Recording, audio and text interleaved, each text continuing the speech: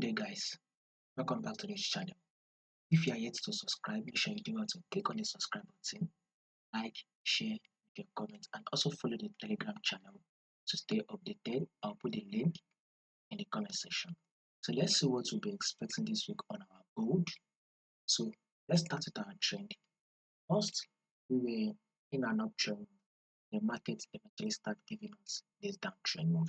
Now, if you take a look at what market is doing, market is now giving us a pattern that it wants to continue to push up.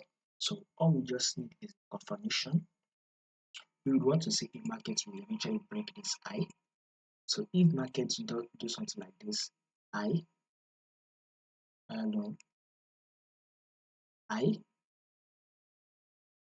high, low, and it gives us one more push up and breaks this high. If it breaks above the level of 4048, then gold starts pushing up.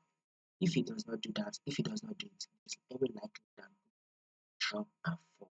So all we just need to do is wait and see what market does around this area. If it breaks above it, change the trend to the upside. If it doesn't break above it, it will like. So let's watch about see what it will do this week.